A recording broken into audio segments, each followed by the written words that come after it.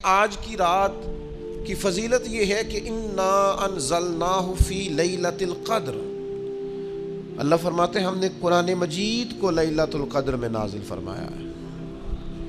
قرآن مجید کی یاد دلاتی ہے آج کی یہ خوبصورت رات۔ ہمیں قرآن مجید سے جڑنا ہے، قرآن مجید کو سمجھنا ہے، قرآن مجید کے ساتھ اپنے تعلق کو مضبوط کرنا ہے، قرآن مجید کی تعلیمات سے آگاہی حاصل کرنی ہے۔ کوئی مشکل کام نہیں ہے، کوئی مشکل کام نہیں۔ کمپیوٹر سیکھنے والے نوجوان، بایو فزکس کیمسٹری پڑھنے والے بچے، کوئی ان کے لیے مشکل نہیں ہے۔ اگر تھوڑی توجہ کریں گے تو انشاءاللہ قرآن مجید کو سمجھنے لگیں گے۔ اللہ کے فضل سے اردو میں تفاسیر ہیں، تراجم ہیں، ہمارے بزرگوں نے محنتیں کی۔ آپ تھوڑا وقت اس طرف لگائیں، تھوڑی توجہ کریں، قرآن مجید کی معنویت کے ساتھ اپنی طبیعت کو آپ جوڑیں، آپ تسلی محسوس کریں گے زندگی میں۔ اور قرآن مجید کے ہمارے ذمے حقوق ہیں، 5 حقوق عرض کرتا ہوں صرف۔ سب سے پہلا قرآن مجید کا حق ہے قرآن پاک پہ ایمان لایا جائے، اور ایمان ظاہر اور باطن سے لایا جائے کہ جو قرآن مجید فرماتا ہے حق اور سچ ہی فرماتے ہیں۔ اگر قرآن مجید نے سود کو حرام قرار دیا ہے تو بہرحال سود اس کا کوئی بھی نام رکھا جائے، اس کا نام منافع رکھ لیا جائے، اس کا نام کچھ رکھ لیا جائے، لیکن اگر قرآن مجید نے حرام کہا ہے تو بہرحال پھر وہ قرآن مجید پر ایمان لایا جائے پورے طور پر۔ جس چیز کو قرآن مجید نے غلط کہا ہے وہ بہرحال غلط ہے، دل و جان سے مان لی، اس پہ تعویلیں نہ کی جائیں، تشریحات نہ کی جائیں، جان چھڑانے کے لیے بہانے بازی نہ کی جائے۔ دوسرا حق قرآن مجید کا یہ ہے کہ قرآن مجید کو سیکھا جائے، اس کی تلاوت کو سیکھا جائے، اس کے تلفظ کو سیکھا جائے، اس کے مفاہیم سے آگاہی حاصل کی جائے۔ یہ حق ہے قرآن پاک کا۔ آج کل نا 2 4 5 10 لفظ جو آدمی انگلش کے بول لیتا ہے، لوگ کہتے ہیں پڑھا لکھا ہے، حالانکہ انگلش علم کا نام نہیں، زبان ہے۔ زبان اور ہوتی ہے اور علم، اردو ایک زبان ہے۔ مجھے بتائیے، اردو صرف جس کو اردو بولنی آتی ہو عالم ہے؟ تو اردو تو بول رہا ہے، وہ ایک زبان ہے۔ زبان اور چیز ہوتی ہے، علم ہاں اگر آپ زبان کے علوم سے آگاہ ہیں، اس کی آپ گرامر دیکھتے ہیں تو وہ بھی علم کا ایک حصہ ہے، لیکن علم تو اور چیز کا نام ہے۔ علم تو جاننے کو کہتے ہیں۔ آپ جاننے لگ جائیں، پہچاننے لگ جائیں، سمجھنے لگ جائیں چیزوں کو تو آپ عالم ہیں۔ تو قرآن مجید کو سمجھیں، اس پر غور کریں۔ جگہ جگہ قرآن مجید کہتا ہے اس پر تدبر کرو، اس پر تفکر کرو، اس پر غور کرو، اس کو سمجھو۔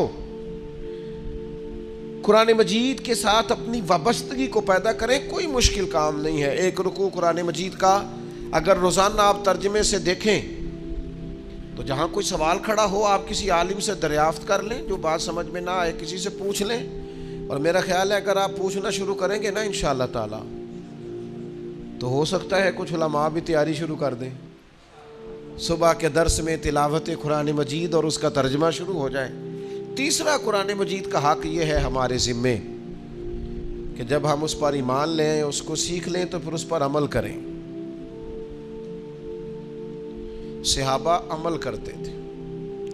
حضرت انس بن مالک رضی اللہ تعالیٰ عنہ ارشاد فرماتے ہیں جب بھی کوئی نئی آیت آتی صحابہ ایک دوسرے سے پوچھتے آج کون سی آیت آئی، اور اس پر عمل کرتے۔ لن تنالوا البر حتى تنفقوا مما تحبون، تم بھلائی کو نہیں پہنچ سکتے جب تک اپنی پیاری چیز راہ خدا میں خرچ نہ کرو۔ جب یہ آیت کریمہ نازل ہوئی تو حضرت عبداللہ ابن عمر آ کے حاضر بارگاہ ہوئے، عرض کی یا رسول اللہ مجھے گھوڑا اپنے مال میں سب سے پیارا ہے، لہٰذا یہ قبول کر لیں، اللہ کی راہ میں دینا ہے۔ حضرت ابو ذر غفاری رضی اللہ تعالیٰ عنہ نے اپنے غلام سے فوراً کہا جو بہترین اونٹ ہے نا سواری کے لیے وہ دینا اللہ کے راستے میں، سب سے بہترین۔ تو آپ شام کو گھر آئے تو جو سب سے اعلیٰ اونٹ تھا وہ گھوم رہا تھا، تو آپ فرمانے لگے میں نے تم سے کہا تھا سب سے اعلیٰ اونٹ اللہ کی راہ میں دے دینا۔ عرض کی حضور یہ تو آپ کی سواری کے لیے ہے نا، اس کے بعد جو سب سے اعلیٰ تھا دوسرے نمبر پر میں نے راہ خدا دے دیا، تو حضرت ابو ذر غفاری فرمانے لگے میں نے سواری کے لیے ہی تو کہا تھا راہ خدا میں دینا ہے، یہ تمہیں دینا چاہیے تھا جو سب سے بہتر تھا، اس لیے کہ میں چاہتا ہوں یہ قیامت کے دن میری سواری بن جائے۔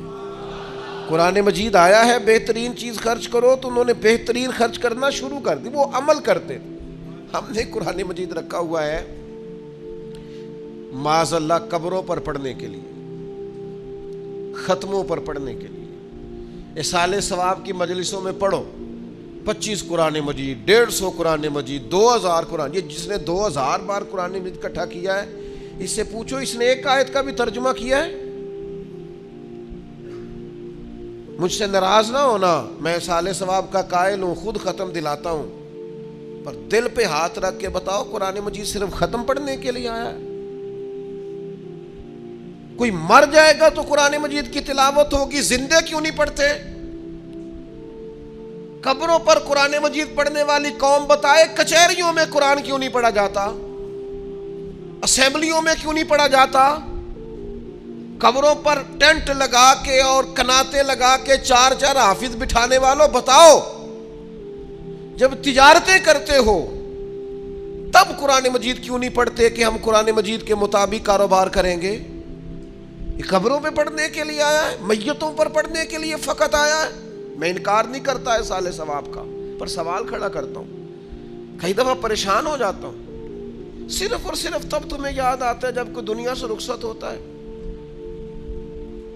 جانے والوں پر قرآن مجید پڑھتے ہو، انشاءاللہ اللہ اس کی برکت سے ان کی بخشش کرے گا، لیکن زندگی میں بھی قرآن پڑھ کے دیکھو، زندگی میں پڑھو گے تو زندگی بھی اعلیٰ ہو جائے گی، قبر بھی اعلیٰ ہو جائے گی، محشر کے میدان میں بھی اللہ رحمت کا نزول فرمائے گا۔ تو قرآن مجید کا حق ہے کہ اس پر عمل کیا جائے۔ اور چوتھا حق قرآن مجید کا یہ ہے کہ خدمت قرآن میں اپنا حصہ شامل کیا جائے، قرآن مجید چھپنے میں، قرآن مجید کی اشاعت میں، قرآن مجید کی تبلیغ میں، قرآن مجید کی تفاسیر میں، قرآن مجید کسی کو دینے میں، اس میں اپنا حصہ، یعنی جہاں بھی قرآن مجید کی کوئی خدمت ہو رہی ہو وہاں اپنے حصے کی ڈیوٹی کی جائے۔ اور پانچواں حق قرآن مجید کا یہ ہے کہ ہم آنے والی نسل کو قرآن مجید کی تعلیمات منتقل کریں۔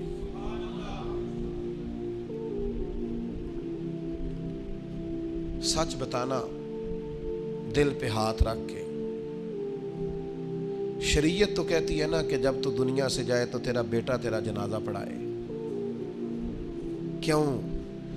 اس لیے کہ جتنا مرضی بڑا مولوی بھی لائے گا نا تو جنازہ پڑھانے کے لیے، لیکن جس ذوق اور درد سے تیرے جانے کے بعد تیرا بیٹا دعا مانگے گا دوسرا کوئی نہیں مانگ سکتا۔ سچ بتا، دل تو کرتا ہے نا کہ پتر پڑھائے اور وہ کھڑا ہو اور وہ دعائیں مانگے، دل بھی کرتا ہے، شوق بھی پیدا ہوتا ہے، چاہت بھی ہے، پر اسے یہاں کھڑا کرنے کے لیے کوئی محنت بھی کی ہے کہ نہیں، کوئی توجہ بھی۔ میں نہیں مانتا آپ مجھے کہیں کہ وہ قاری صاحب لوگ آئے تھے انہوں نے محنت ہی نہیں کرائی، نہیں، میں نہیں مانتا آپ کی بات، میں نہیں مانتا۔ میں اس بوڑھے باپ کو بھی جانتا ہوں جو بچے کو پڑھانے کے لیے جاتے تھے تو وہ ساتھ جا کے قاری صاحب کے پاس خود ساتھ بیٹھ جاتے تھے، ساتھ بیٹھتے تھے، کہتے تھے اس کو پڑھائیں، جہاں یہ الجھے گا یا تیاری نہیں کرے گا میں اس کو ڈانٹوں گا۔ کتنے کتنے گھنٹے وہ بوڑھے آدمی ساتھ بیٹھتے تھے کہ میرا بچہ قرآن مجید سیکھ جائے۔ بتائیں کتنی محنت کی ہے آنے والی نسل کو قرآن مجید کی تعلیمات منتقل کرانے کے لیے۔ تو مہربانی کریں، بس کریں، اب بڑی تقریریں، بڑے سٹیٹس، بڑی نصیحتیں، بڑے جناب جلوے، بڑی باتیں ہو گئی، نشستن گفتن برخاستن، بڑا کچھ ہو گیا۔ اب کچھ عملی زندگی کی طرف بھی آئیں، اب کوئی کام کریں۔ تو یہ 5 باتیں قرآن مجید کے حقوق کے تعلق سے میں نے آپ کی خدمت میں عرض کی۔ اللہ تعالیٰ سمجھنے کی توفیق عطا فرما۔